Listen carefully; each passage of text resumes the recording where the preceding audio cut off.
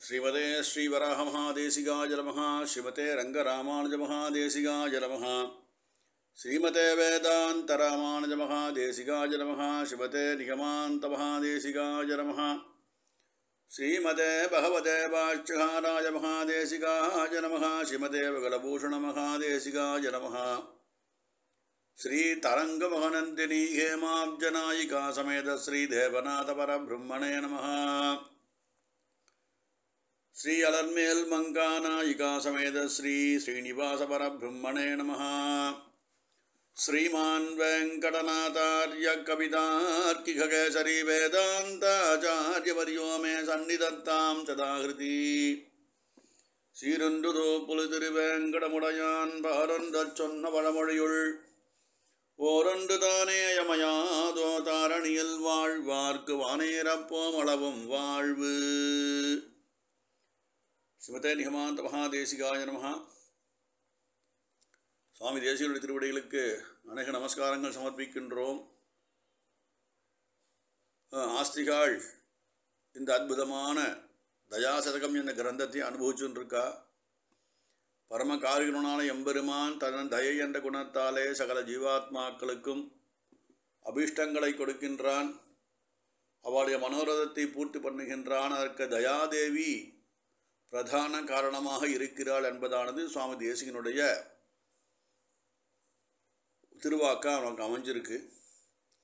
இதுகாரம் ஆஸ்திகாள் ஏறக்குறைய 40 ஸ்லோகங்கள் பார்த்தாச்சு. இன்றைய தினம் 41வது ஸ்லோகம்.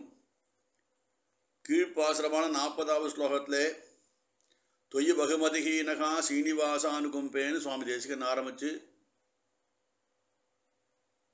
நமக்கெல்லாம் அற்புதமான ஒரு விஷயத்தை கொடுத்தார். அதாவது தயாதேவியின் மூலமாகவே அனுகிரகம் கிடைக்கிறது. அவளை ரொம்ப பகுமானமாக நம்ம பார்த்துக்கணும். மந்தகீனனான இந்த ஜீவாத்மாக்கள் அவளுடைய மதிப்பை தெரிஞ்சிக்காமல் இருக்கா. அது ஒரு திருஷ்டாந்தம் காட்டியாருது சுவாமி தேசிகன். ஒரு தேவகங்கை பக்கத்திலே பிரவாகமாக போகும்போது அதை அனுஷ்டானத்துக்கு விட்டுட்டு அதை நம்ம ஸ்வீகரித்து தீர்த்தபானம் பண்ணுறதை விட்டுட்டு ஒரு காணல் நீரை போய் தேடி நாடுவதானது அந்த ஸ்திதியிலே இந்த ஜீவாத்மாக்களுடைய மனசு இருக்குன்னு சுவாமி தேசிகன் சாய்க்கிறார். நமக்கெல்லாம் உபகாரம் பண்ணக்கூடியதான அனுகிரகம் பண்ணக்கூடிய தயாதேவி விட்டுட்டு அவளை நம்ம சேவிக்க முடியாமல் நம்மளோட புத்தியானது ரொம்ப ஹீனமாக இருக்குன்னு சுவாமி தேசிகன் சாதிச்சு அவள் பகுமானிக்கத்தக்கவள்னு சாதித்து நம்ம ஆச்சாரியாலெல்லாம் ஆச்சாரியன் என்ற படகின் மூலமாக நமக்கு தயாதேவி மூலமாக ஸ்ரீனிவாசனுடைய திருமலை கிட்டுறதுன்னு சாதிச்சார். அஸ்மின் ஸ்லோகே 41வது ஸ்லோகத்திலே ஒரு அற்புதமான விஷயம் காட்டப்படுறது. ஆஜ்ஞாம் காதிம் ததனு மனசரானாதி ராஜ்யாதிகம் வா காலே திருஷ்ட்வா கமலவசதேகே யப்யகிஞ்சன் கராணி பத்மாகாந்தம் பிணிகிதவதீம் பாலனேனன்யசாத்யே சாராபிஜ்ஞா ஜகதி கிருதினஹ சம்சயந்தே தயாத்வாம். ஆஜ்ஞாம் காதிம் ததனு மனசரானு ஆதிராஜ்யாதிகம் வான்னு முதல்ல சொல்லிட்டார். இந்த ஸ்லோகத்தில் சொல்லப்பட்ட சமூகார்த்தமானது என்னன்னு கேட்டுண்டாக்கா, லோகத்தில் எம்பெருமானுடைய அனுகிரகத்தாலே நிறையா மகான்களாக அவள்லாம் ஆச்சாரியாளாக பெருமாள் அவதரிப்பிக்க செய்கின்றான். இப்படிப்பட்ட எது சாரம் எது அல்பசாரம் எது சாரதமம் என்று அறிந்த சம்பிரதாயத்துக்குண்டான சாரத்தை அறிந்தவர்கள் சுமையான கல்விகள் சூழ வந்தாலும் தொகை இவை என்று இமையாய் இமையவரேத்திய அப்படின்னு சுவாமி தேசிகன் சாதித்தபடி சாரவறிந்த மகான்களெல்லாம் இந்த தயாதேவி ஹே தேவியே உன்னையே சரணமடைகிறார்கள் அப்படின்னு சாய்க்கிறார் சுவாமி தேசிகன். இதுக்கு என்ன முக்கிய காரணம்னு ஒரு காரணம் சொல்கிறா. எம்பெருமான் லோக சிருஷ்டி நாயகன். பெருமானுடைய நாபிக்கவலத்திலேருந்து பிரம்மா தோன்றி இந்த லோகத்தை காக்கும் பொறுப்பை பெருமான் அளிச்சிருக்கார். பெருமானுடைய ஆக்ஞையினாலே பிரம்மாவும் ஒரு ஆணையிடும் ஸ்தானத்திலே இருக்கார். அவருக்கு ஸ்ரேயஸ் இருக்குது, செல்வம் இருக்குது. அவருக்கு பணி செய்கிறவா இருக்கா. ஒரு பெரிய ராஜ்யம் எம்பெருமானுடைய கடாட்சத்தாலே அவர் பண்ணிட்டு இருக்கார். ஆனால் அப்படி அந்த பிரம்மா ஒரு அனுகிரகம் பண்ணக்கூடிய ஸ்திதியில் இருந்தாலும் இந்த தயாதேவி என்ன பண்ணுறான்னா அவருக்கு அந்த வேலையை விடலை. அவர் தன்னுடைய கைங்கரியத்தை பண்ணப்படாமல் திண்டாடுறாருன்னு சொல்கிறார். காரணம் என்னன்னா இந்த பிரஜைகளை ரட்சிப்பதானது எம்பெருமான் கிட்ட தான் இருக்கு. கமலையுடன் பிரியாத நாதனான நாரணன் அப்படின்னு சொல்கிறார் இல்லையா, அவனால தான் பண்ண முடியும்.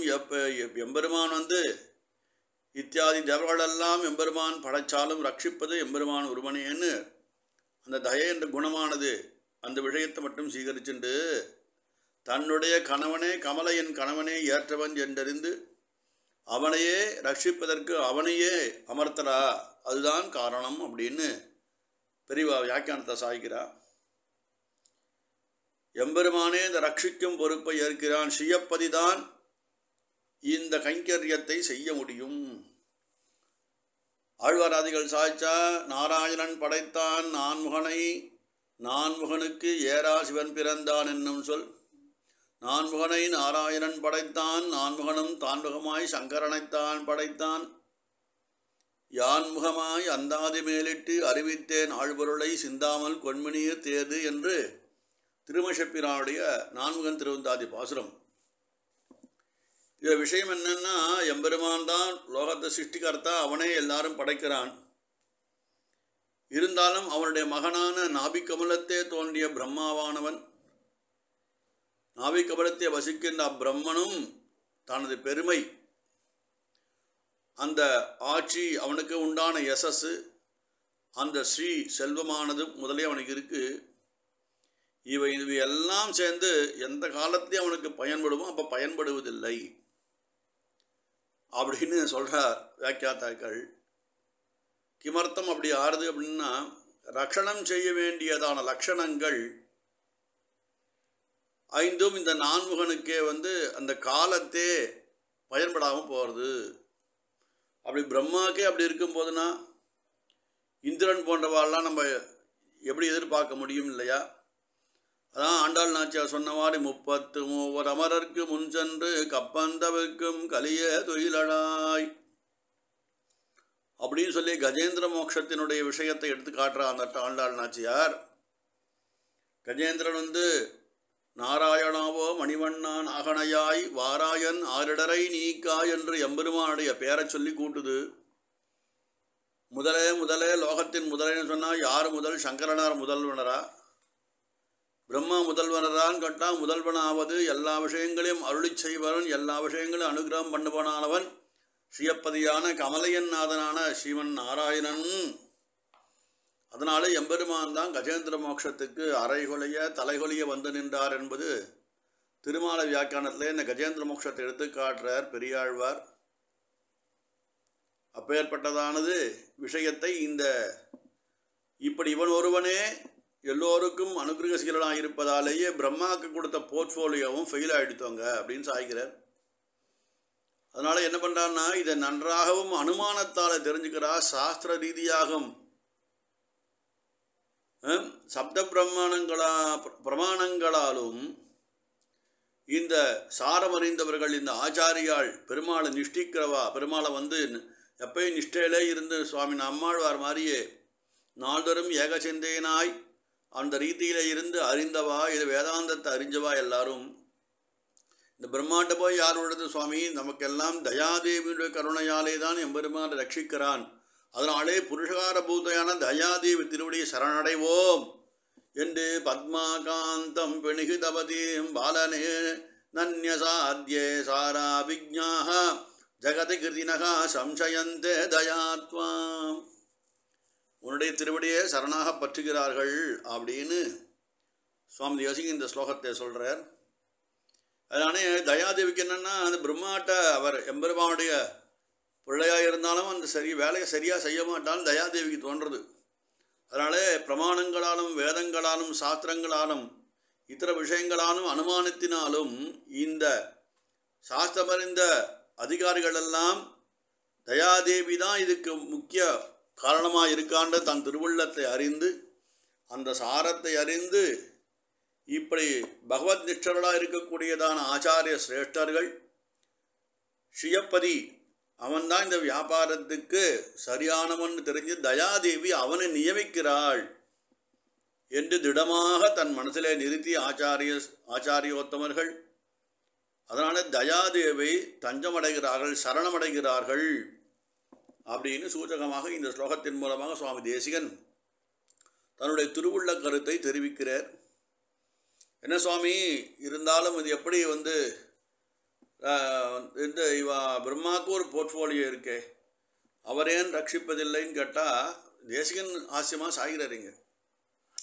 கொடுத்தாலும் அவனுக்கு பிரம்மனுக்கும் பவர் கொடுப்போம் யார் சுவாமி அப்படின்னா பெருமாள் தானே கொடுக்குறார்.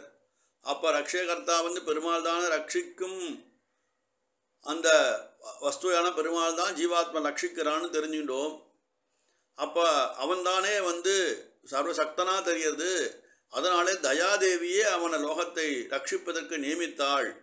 அதனால் யார் நியமிக்கப்படுறாரோ நியமிக்கும் இறைவனுமான்னு சொன்னார். அந்த பெருமாள் நியமிக்கிறான்னா அந்த பெருமாளே நியமிப்புள்ளாக இந்த தயாதேவி இருக்கான்னு சுவாமி தேசிங்க காட்டுவதனாலே நம்ம ஆச்சாரிய சிரேஷ்டர்கள் அத்தனை பேரும் தயாதேவியை தஞ்சமாக புகுந்தார்கள்னு காட்டி இந்த 41வது ஸ்லோகத்தில் வியாக்கியானத்தை பூர்த்தி பண்ணுற அடியேன். கவிதார்க்கிக சிம்மாய கல்யாண குணசாலினே ஸ்ரீமதே வெங்கடேசாய வேதாந்த குரவே நமஹ.